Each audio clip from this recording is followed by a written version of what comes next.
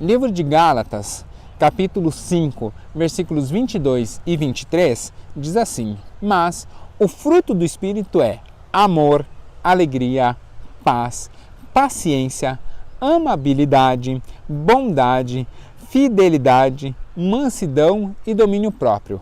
E contra estas coisas não há lei. Eu sou o Pastor Alan e essa é mais uma Quinta Teológica.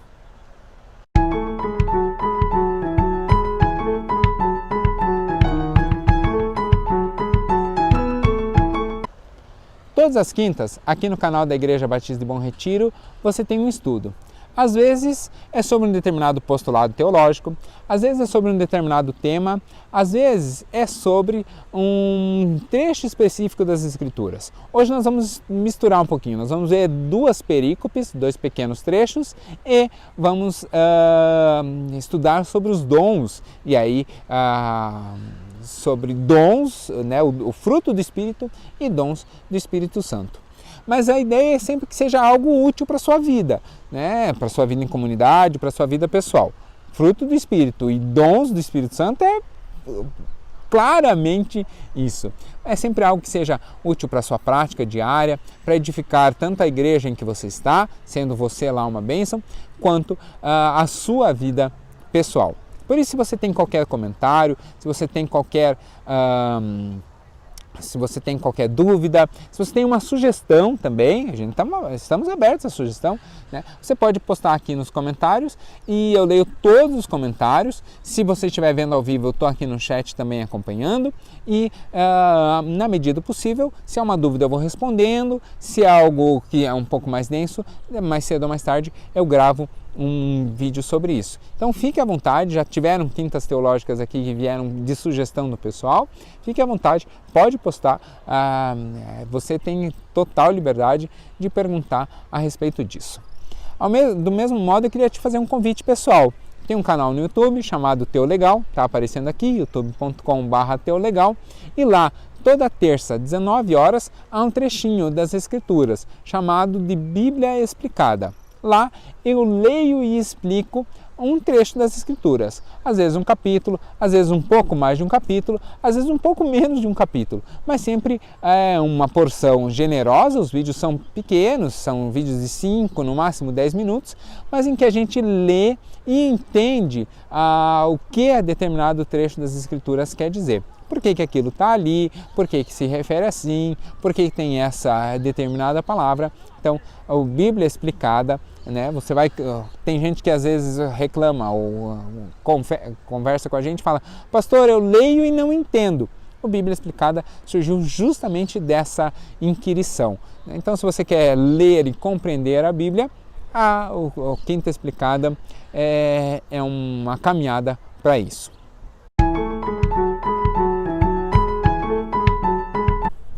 Normalmente, as quintas teológicas elas são recheadas de versículos e recheadas de pontos. Essa quinta teológica ela vai ser um pouquinho diferente. Nós vamos nos prender a dois trechos específicos, né? Não são dois versículos, mas duas perícopes, dois trechos específicos. E a partir dali nós vamos compreender dois conceitos importantes, especialmente para o dia a dia da igreja, que é a ideia de fruto do Espírito e dons espirituais. Então, hoje nós vamos ler um pouco menos de versículo, vai ter um pouco mais de fala do pastor Alan, peço que você tenha um pouquinho de paciência comigo, mas são dois assuntos bastante interessantes. E úteis e que a gente vê no dia a dia. E principalmente quando nós estamos falando de dons, eles são a capacitação do Espírito Santo, ou seja, eles agem diretamente no seu ministério e diretamente na sua vida. Por isso que é tão importante. Nós vamos continuar. Você vai ter aqui na primeira, aqui na descrição do vídeo, você vai ter aqui um comentário com um link sobre um link em que você pode entrar e fazer um teste. Vou colocar dois. Tem dois que eu conheço que são bacanas. Então você vai ter aqui dois links em que você vai poder entrar e fazer um teste de dons espirituais, tá? Então existem esses testes, existem outros testes além desses dois que eu estou colocando, mas é que esses dois eu conheço conheço e eles são bem legais, né? Um vai estar em PDF, você entra lá, baixa o PDF, faz o dom, responde a caneta, tal, a lápis, e daí vê qual é o seu dom, e o outro é um online que você pode fazer. Eu vou colocar a descrição aqui no canal, tá bom? Então, depois de terminado o vídeo, você pode acessar ali para ver os dons. Mas nós vamos começar por fruto do Espírito, que é o texto lá de Gálatas 5, 22 e 23, que eu já li. Mas para nós reforçarmos, eu vou ler de novo. Gálatas 5, 22 e 23 diz assim, vamos esperar o avião passar. Gálatas 5, 22 e 23 fala assim, mas o fruto do Espírito, e aí eu paro. É o fruto ou os frutos do Espírito? É o fruto do Espírito. O Espírito Santo produz o fruto, um fruto. Aqui tem uma teoria teológica bem interessante, que Paulo teria usado aqui a ideia de fruto justamente porque é o fruto, que a gente não sabe qual é. Eu tenho uma teoria de qual é o fruto proibido, mas qual é o fruto? Eu vou colocar aqui, ó, aqui tem um card, está aparecendo agora aqui em cima um card de um estudo que eu fiz lá para a faculdade, um webinar que eu fiz lá para a faculdade, em que eu levanto uma teoria e eu falo qual é o fruto proibido. Então você consegue ver aqui no card depois qual é, na teoria, esse é um estudo teológico, você vai ver como são os estudos teológicos, de qual é o fruto do Espírito. Mas por que Paulo usou aqui a ideia de fruto? É justamente porque o pecado entra através do descumprimento do compromisso que o homem, né, que Deus coloca para o homem e que o homem assume.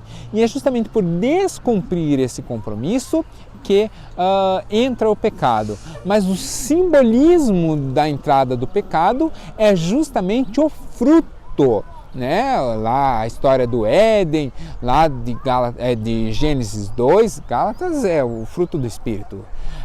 Lá de Gênesis 2 é a ideia do fruto proibido e lá então o pecado entraria, o objeto de entrada do pecado seria justamente um fruto.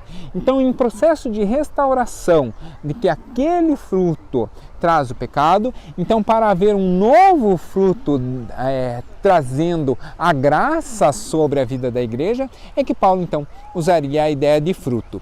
E aí há aqui uma série de qualidades, uma série de virtudes, há uma série de manifestações que seriam o fruto do Espírito. E o que é isso? Significa que a pessoa que tem em si o Espírito Santo, o vídeo anterior nós já vimos que o Espírito Santo faz morada em nossa vida, caminha conosco, a pessoa que teria o Espírito Santo, ela teria então todas essas virtudes do dom do Espírito, né? Do fruto do Espírito, melhor. Então essa pessoa teria todas as virtudes do fruto do Espírito, agora sim está certinho. E essa manifestação para o pessoal do Oriente Médio é como se fosse uma romã, né? São vários grãozinhos diferentes dentro da mesma fruta. A gente que é aqui da América vai usar uma outra ilustração para mostrar bem. Cada uma dessas virtudes seria como se fosse o gomo de uma laranja. Então veja, a laranja em si é um fruto, né? Então o fruto é a laranja, mas cada gomo seria uma dessas virtudes. E aí, se você nunca viu uma laranja, eu vou te contar como é uma laranja por dentro. Acho que não existe nenhum ser humano que nunca tenha visto, especialmente nos dias de hoje, que tenha visto como uma laranja é. Mas a ideia é que nem todos os gomos que estão dentro da mesma fruta, nem todos os gomos têm a mesma doçura, nem todos os gomos estão do mesmo tamanho, nem todos os gomos têm a mesma suculência. Por quê? Porque dentro do fruto há gomos diferentes, assim como na vida do cristão, dentro de todas essas virtudes, há uma virtude que aflora mais, há uma virtude que aflora menos, há uma virtude que é mais doce, é mais aparente, há uma que é um pouco mais amarga, há uma em que é mais difícil de processar. Então, nós temos individualmente a multiforme graça do Espírito Santo, nós temos individualmente um ou outro gomo, né? Uma ou outra virtude mais aflorada. Por isso, o Espírito Santo se manifesta diferentemente na vida de cada um. E é por isso que nós usamos o termo do fruto do Espírito no singular.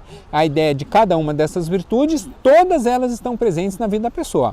Em algumas é muito mais aflorado um do que outro. Por exemplo, às vezes é muito mais aflorado na vida de uma pessoa a mansidão. Em outra é muito mais aflorado a amabilidade. E quem está mais certo, quem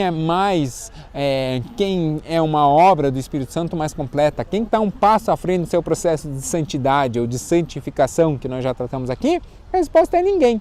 São cada um dentro da sua caminhada. Naturalmente o gomo de um aflora mais do que a virtude em outro, né? E assim é a caminhada, e assim nós vamos um edificando a vida do outro. Nós vamos continuar a leitura, porque por enquanto nós paramos na terceira palavra, mas o fruto, e aí eu parei ali.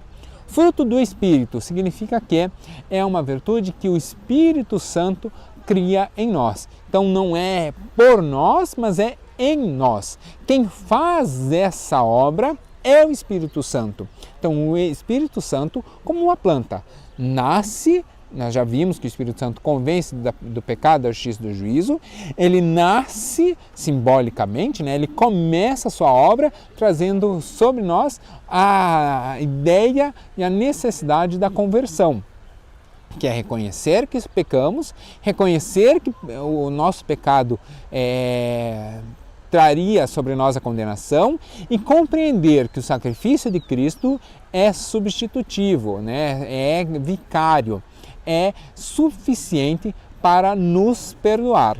Então, essa é a primeira construção que o Espírito Santo faz. A partir disso, ele vai construir outras obras. Então, o fruto do Espírito é uma obra do Espírito Santo.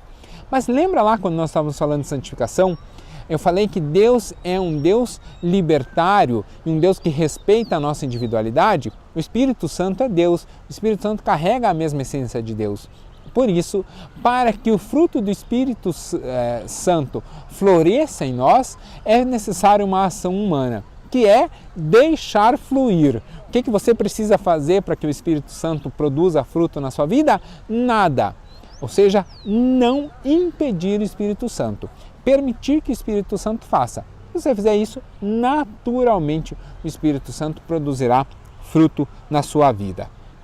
E aí começa então a aparecer as virtudes do Espírito Santo. A primeira virtude que aparece é amor. O que significa amor? Amor significa doação. A ideia de amor é justamente essa, de que há uma doação, há o querer bem pelo outro, sem querer nada em troca. Amar é não querer nada em troca. Não há uma compensação no amor. Quando você diz, por exemplo, que você ama sorvete, você não está amando sorvete, porque você não se doa por sorvete, né? Quando você diz que você ama alguém, amar alguém é justamente querer o bem dessa pessoa. Normalmente nos relacionamentos, a pessoa quando diz assim, eu amo fulano, ou o rapaz diz eu amo fulana, ou a moça diz eu amo fulano, tal. Esse amor não é a essência da ideia do amor. Por quê? Porque essa manifestação de amor, eu amo fulano, significa que eu quero ele ao meu lado. E quem ama efetivamente não é que não quer ao seu lado, é que não importa se tem ou não ao lado. Amar é doar-se, é permitir, é reconhecer a grandeza do outro. Isso é amar. Então, não há contrapartidas no amor. Quando você ama alguém, é uma doação sua para aquela pessoa sem querer nada em troca, sem precisar nada em troca. Um casamento de sucesso é justamente isso, quando alguém ama o outro e o outro o ama, de tal modo que um age na vida do outro sem esperar contrapartida. E as grandes frustrações vêm justamente disso, de que nós esperamos uma contrapartida que não é alcançada. Né? Por quê? Porque nós projetamos na outra pessoa uma esperança que a outra pessoa às vezes não corresponde. Então, o amor aqui é doacional, é dar-se por alguém. É o que Cristo faz na cruz. Cristo se dá na cruz e nos dá a possibilidade de aceitarmos esse sacrifício ou não. Quem aceitar, muito bem, recebe a compensação disso. Quem não aceitar, também. Né? Deus o ama da mesma maneira. Por isso, inclusive, há o versículo que diz que chove sobre a plantação do justo e do injusto.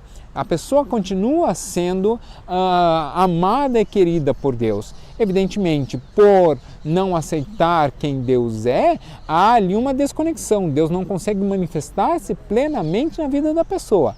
Mas isso não consegue afastar o amor de Deus por esta pessoa. Esse amor que Paulo expressa aqui é essa doação. Mas não acaba aqui o fruto do Espírito. Também diz que é a alegria. E aqui, ao invés de falar de alegria, eu queria falar de tristeza. Quando nós compreendemos o que é a tristeza e compreendemos que temos dias tristes, nós compreendemos o que é a alegria do Espírito Santo. Então existem pessoas, e talvez tenha até alguma pessoa aqui por quem eu tenho orado e ela vai saber que é ela, que ela perdeu 2 irmãos, por exemplo, nesse exemplo ela perdeu 2 irmãos recentemente e ela anda muito triste, com o coração muito triste. E aí numa conversa pessoal com essa pessoa, ela fala assim: pastor, eu estou muito triste, eu perdi 2 irmãos. E eu disse: ok, normal. Se você não se sentisse triste nesse momento, é que teria algo estranho.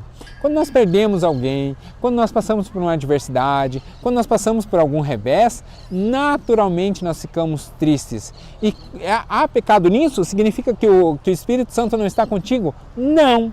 Pelo contrário, é natural, é normal e você estaria doente se você perdesse alguém que você ama e você não ficasse triste. Você estaria doente se você passasse por uma adversidade e não ficasse triste.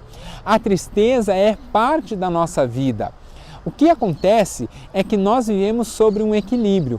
Então nós precisamos ter uma tristeza proporcional ao ato que gerou essa tristeza. Perder alguém que amamos é algo triste? É. Por isso é natural ficarmos tristes? Sim. Quão triste? Proporcional a essa perda. Significa que, naturalmente, essa que é uma perda grave, algo difícil, nós vamos sentir tristeza durante um tempo maior. Ah, o meu celular caiu, quebrou a tela. Eu trabalhei tanto para comprar, eu trabalhei tanto para adquirir, paguei, ainda estou pagando e tal. Posso ficar triste por causa disso? Pode. Significa que? Significa que você vai ficar triste ali na hora. Poxa, podia ter cuidado, podia ter colocado uma capinha diferente e tal, podia ter cuidado mais, caiu, quebrou, fiquei triste. Essa tristeza é uma tristeza pequenininha. Que pena que aconteceu, tal, agora vou ter que cortar, sei lá, a pizza do fim de semana para poder pagar a tela nova. Ou, né, depende do modelo do celular, você vai ter que cortar algumas pizzas para poder pagar a tela nova. Mas é uma tristeza bem menor do que perder alguém. O problema está quando essa tristeza ela é desproporcional ao ato. Então aconteceu algo ruim, pequeno, tinha um dinheiro no bolso, coloquei a mão no bolso, não achei mais o dinheiro. É uma tristeza, né, que naturalmente acontece, mas ela tem que ser menor do que, por exemplo, a tristeza de perder alguém. É o equilíbrio, a proporção entre o fato e a tristeza que mora a normalidade. Então, a alegria é o estado, deve ser o nosso estado de continuidade quando nada triste acontece. Então, se você naturalmente é uma pessoa feliz e quando acontecem algumas adversidades você então se sente triste, normal, você é uma pessoa normal e uma pessoa cujo Espírito Santo está ali.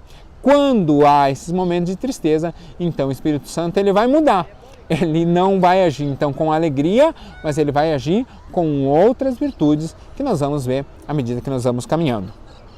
Então, amor, doação. Alegria é o estado natural em que nós estamos.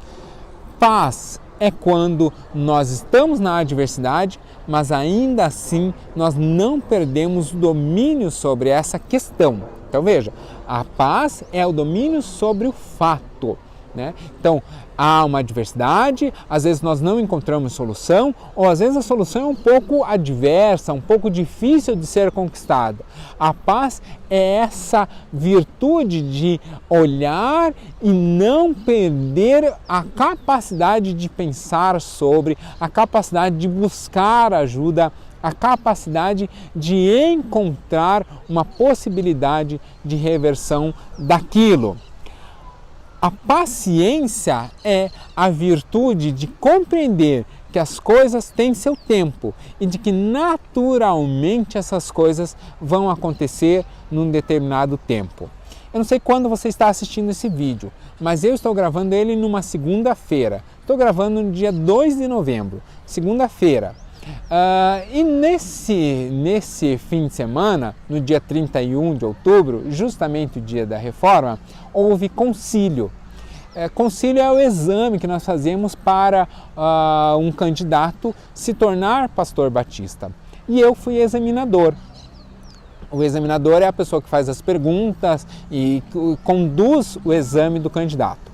Na hora da avaliação, não é apenas o examinador que avalia. Todos os pastores presentes, são pelo menos 7, lá estávamos em 11, são esses 11 pastores que avaliam o candidato, né? Então, um pastor é o examinador, mas a aprovação ou não é dada pelo exame nesse caso, desses 11 pastores que estavam ali. E esse candidato, ele foi reprovado. E foi-me dada a incumbência, a triste incumbência de dar o resultado. E foi difícil. Ele foi meu aluno, né? Eu sempre começo o exame me dedicando ao máximo para que o candidato seja aprovado e ali, naquele momento, ele não foi aprovado. E ele não foi aprovado justamente porque não era o tempo.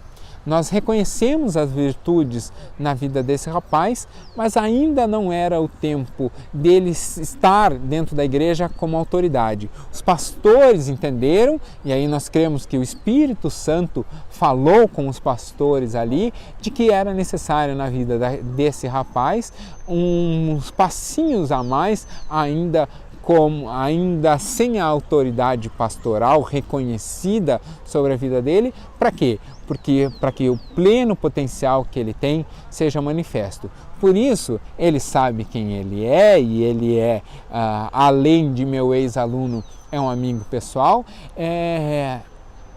Eu tive, então, a oportunidade de certo modo, ministrar sobre a vida dele, dizendo: tenha paciência, porque a obra que Deus vai fazer sobre a sua vida é grandiosa, mas ainda não chegou o tempo. A paciência é justamente isso, é saber aguardar e esperar o tempo correto das coisas acontecerem. A amabilidade é a outra virtude do fruto do Espírito. O que significa amabilidade? Significa o tratar correto, é o modo de operação. Então veja, a paciência é o aguardar o tempo correto, a amabilidade é o trato correto. Talvez você já tenha visto pessoa que fala assim: eu sou sincero e falo na cara, né? Ser sincero é ótimo, mas falar na cara nem sempre é. Por quê? Porque não há normalmente amabilidade da pessoa que fala isso. Não é porque você está certo no que você está falando que você precisa muitas vezes falar de determinadas maneiras. Então, mesmo estando certo, e aliás é justamente porque você está certo, que a sua fala deve ser edificante. O seu trato deve ser edificante. O seu modo de agir deve ser de modo a edificar o outro. Por quê? Porque você já está certo, ou seja, o outro já está errado, e aí você ainda vai descarregar sobre ele a sua arrogância, a sua petulância? Não. Então você trata o outro de modo amável, trata o outro com amabilidade, justamente porque você não precisa nem provar que você está certo, você já tem a certeza no seu agir. Então, a amabilidade é justamente o modo de tratar o outro. A outra virtude do Espírito é bondade. Bondade é uma virtude que significa você ser bom, você ser, agir, é um modo de você agir. Veja que na amabilidade é um modo de responder, de interagir. Na bondade é quando você toma a iniciativa de fazer, né? Então, o ser bondoso, por exemplo, eu vou usar um exemplo do que aconteceu comigo. Fui entregar uma tradução esses dias a um cartório e parei o carro na Praça Santos Andrade, aqui em Curitiba. E um rapaz veio cuidar do carro, como desses guardadores de carro e tal. E eu falei... Olhei para ele, fiz assim, ele, bem cuidado, patrão. Ainda, né? Não, ele me chamou de mestre. É isso, bem cuidado, mestre. Beleza. Fui, entreguei a tradução. E ali na praça tem uns mercadinhos, umas lanchonetes e tal. E tava bastante calor. Eu fui, peguei e a moça me pagou com uma nota grande. E eu não tinha dinheiro trocado. Eu estava sem R$1 no bolso aquele dia, justamente porque eu sabia que ia receber ali a tradução em dinheiro. Então a moça me entregou o dinheiro e eu não tinha o dinheiro trocado para entregar para o moço. Passei no mercadinho e comprei uma Coca-Cola. Uma Coca-Cola de 2 litros. Pedi 4 copos e cheguei na praça, dei um dinheirinho com o rapaz e falei, tá quente hoje, né? Ele falou, faz parte, patrão.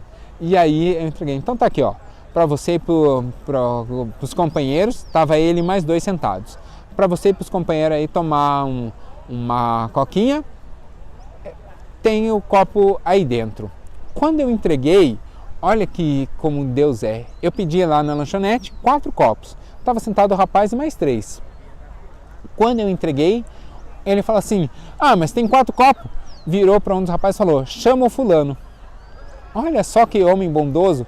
O outro rapaz, que estava ali também, né? Qualquer guardador de carro tem uma condição financeira tanto complexa, tal, né? É uma pessoa do que nós chamamos na sociologia de pessoa em situação de rua, porque às vezes ela até tem um carro, tem uma casa, tem um carrinho, tem algum bem, mas ele está no dia a dia obtendo o seu ganha-pão ali na rua. Então ele lembrou do companheiro que estava do outro lado da praça e tal, e chamou ele para tomar um refrigerante ali também, né, às custas do mestre que tinha trazido o bem ali.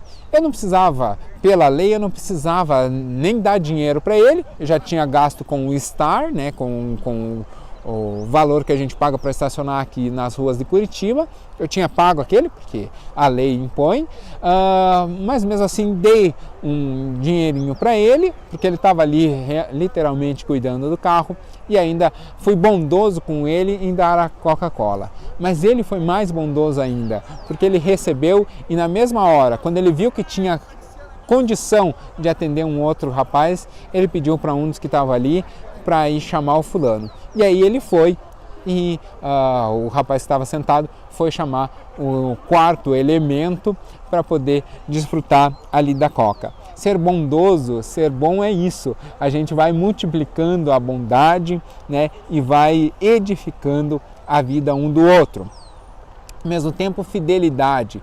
A fidelidade é o processo, a outra virtude, né? A fidelidade é o processo pelo qual nós confiamos no outro e o outro exerce confiança em nós, ainda que estejamos errados. Exemplo bem simples, eu estou usando exemplos para a gente ver isso. Exemplo bem simples. Todo estudo que eu posto aqui, eu produzo o estudo, eu mesmo gravo, eu faço a edição e eu posto para o rapaz que posta no canal do YouTube. O Pastor Lobo não faz nenhuma censura, não faz nenhuma avaliação prévia e nunca me pediu para, por exemplo, enviar antes quais são os temas. Há uma confiança dele nos meus estudos e há uma confiança minha em postar aqui. Eu tomo muito muito cuidado sempre de que o estudo seja algo para edificar a igreja. Ainda não aconteceu, mas o dia que eu quiser tratar de algum assunto sensível, de algum assunto talvez um pouco mais espinhoso, algum assunto que talvez seja um pouco mais... Eu sempre vou aqui na teologia básica, mas eventualmente vai surgir algum espinho ali na caminhada.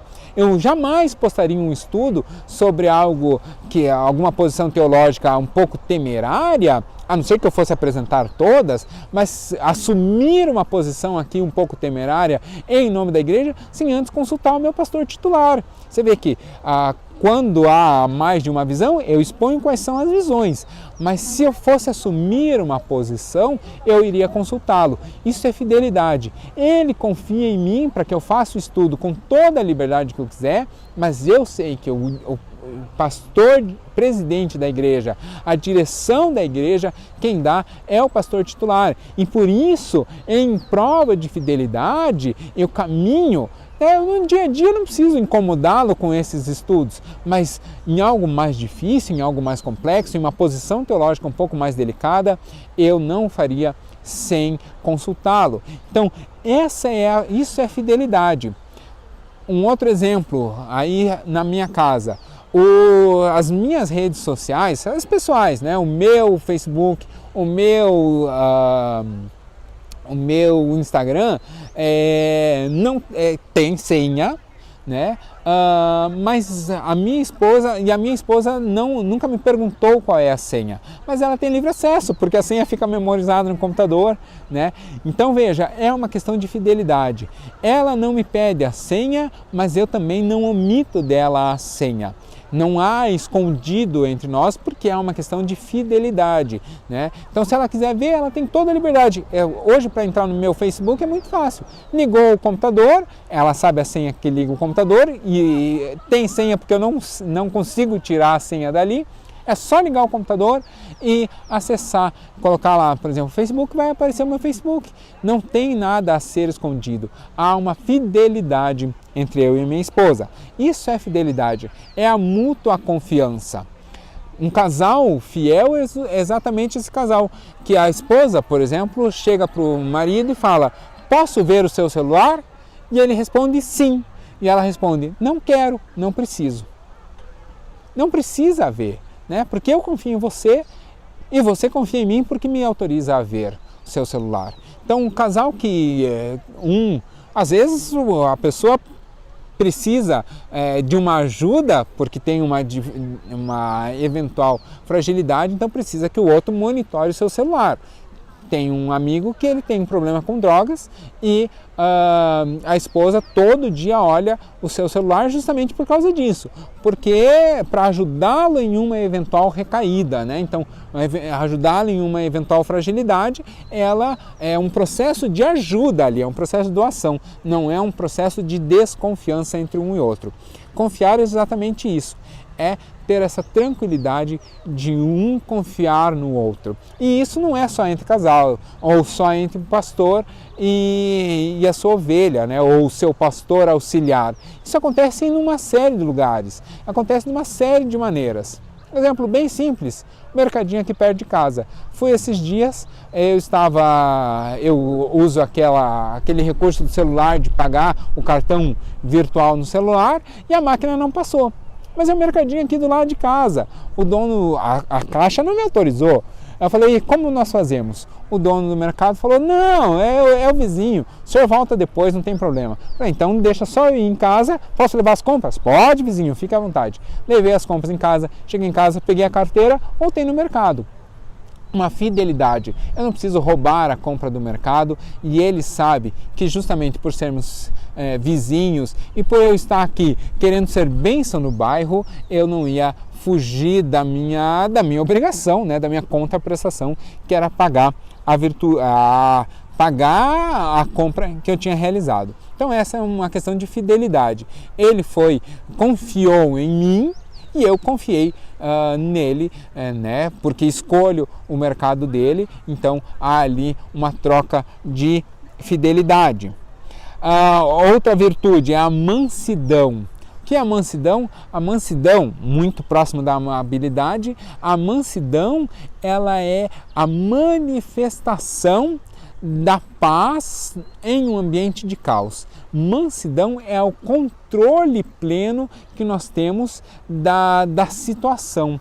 É quando nós exalamos essa calma, essa mansidão, né, em um ambiente de complexidade. Então veja, na mansidão, o caos está instaurado e você não é contaminado por esse caos, você não é tomado por esse caos. E aí, ali você tem uma atitude adversa da atitude esperada. Então, está um caos, todos estão irritados, todos estão alvoroçados e você vem e acalma a situação. Para quê? Para que na serenidade seja então manifesta a efetiva razão, né? E chegue então a uma ideia comum. E, por fim, domínio próprio. Domínio próprio é justamente o desequilíbrio. Eu falei lá atrás que a gente devia viver em equilíbrio. O domínio próprio é quando nós nos desequilibramos. Como assim? Então, quando nós estávamos falando de alegria, eu falei, nós temos que ter equilíbrio, né? A nossa tristeza ser proporcional ao fato. E aí, a alegria abundantemente e naturalmente aflora. Quando eu estou falando de domínio próprio, é justamente esse desequilíbrio. Mas é o desequilíbrio para o lado bom. Veja, o domínio próprio é quando nós temos tudo, a situação, a posição em que estamos. Você tem tudo para ter uma atitude ríspida, para ter uma atitude que desfaz qualquer uma das virtudes anteriores, uma atitude para você, por exemplo, humilhar alguém, uma atitude para você dominar alguém, uma atitude para você enganar alguém, uma atitude para você ferir alguém e ainda assim você não o faz. É quando tudo corroborava para você ir numa determinada direção, mas essa direção não é uma direção edificante. Então você se freia desse natural impulso e caminha para outro lado. Você tem uma nova direção, você vai numa nova direção. Como que você faz isso? Você se domina, por isso domínio próprio. Você se domina, você se contém, porque ia naturalmente para lá, o fluxo da vida te levava para lá, você se contém e vai para cá. Né? Então, às vezes no trânsito, por exemplo, isso aconteceu comigo. Eu estava aqui em Curitiba, tem o passeio público, que é um parque, que há uma avenida que vem contornando e faz umas curvas assim em volta desse parque. Eu estava de carro e fazendo uma dessas curvinhas entre o passeio público e o Colégio Estadual do Paraná, sem querer eu fechei um motociclista. E aí ele buzinou, né? Ali são duas faixas que vão, eu sem querer, talvez tenha invadido um pouquinho a faixa, ele buzinou. E aí eu voltei para minha faixa e logo à frente tinha um semáforo fechado, eu parei. E o rapaz da moto parou bem do meu lado. Eu baixei o vidro, ele virou para mim com uma cara que mesmo de capacete dava para ver e levantou a viseira. Eu baixei o vidro e falei, querido, me perdoe, eu realmente não vi. E eu também tenho moto, eu também ando de moto e eu odeio quando isso acontece. Me perdoe, foi muito sem querer e eu só quero saber se você está bem. Aí ele, não, tudo bem. Quer dizer, ele podia me xingar, ele podia ter ficado bravo comigo, aliás, ele provavelmente ficou bravo comigo. Na época realmente eu tinha moto, hoje já não tenho mais, mas ainda sei andar, né? Eu tinha moto, eu realmente andava com moto, andava de moto e realmente eu odiava quando isso acontecia. Mas eu podia ter baixado o vidro e reclamado. Pô, cara, você não sabe andar de moto? Você fica no ponto cego? Você não viu que eu estava te vendo? Ou você eu estou me segurando para...